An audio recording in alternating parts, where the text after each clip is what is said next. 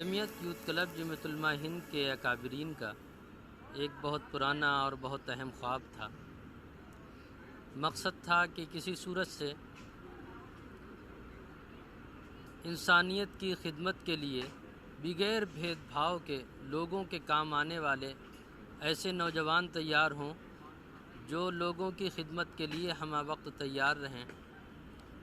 اسی وجہ سے جمعیت علماء ہند نے بھارت اسکاؤٹ اینڈ گائیڈ کے بینر تلے یہ پروگرام شروع کیا ہے۔ بھارت اسکاؤٹ اینڈ گائیڈ کا مقصد ہے جذبہ خدمت پیدا کرنا اور طریقۂ خدمت سیکھنا۔ حضرت مولانا سید محمود حسن مدنی جو جمعیت علماء ہند کے پریزیڈنٹ ہونے کے ساتھ ساتھ جمعیت یوتھ کلب کے چیف کمشنر بھی ہیں،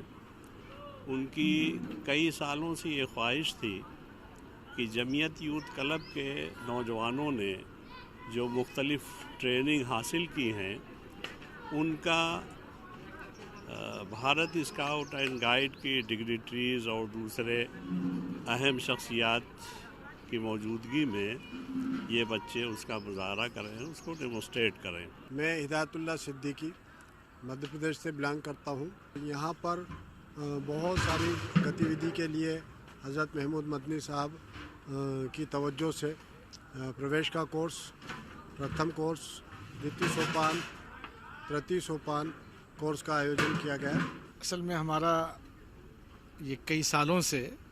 اس سلسلے میں کوشش چل رہی تھی، لیکن ادھر 2013 سے اس کو باقاعدہ ایک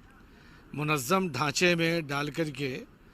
اسے بھارت اسکاؤٹ اینڈ گائیڈ کے ذریعے سے جمعیت علماء ہند نے جمعیت یوتھ کلب کو اپنا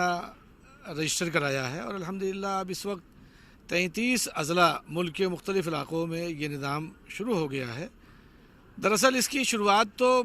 اگر دیکھا جائے تاریخی اعتبار سے تو بھارت اسکاؤٹ کا تو 100 سال ہو گئے ہیں۔ جمعیت علماء نے اس سلسلے میں پہلے بھی کوشش کی تھی، لیکن باقاعدہ 2013 میں حضرت مولانا محمود مدنی صاحب نے اسے شروع کرایا اور ایک نظام کے تحت اس کو ایک منظم شکل دی، اور اب اس وقت الحمدللہ 20,000 کم و بیش بچے 33 اضلاع میں اس وقت ہو گئے ہیں اور یہ نظام چل رہا ہے۔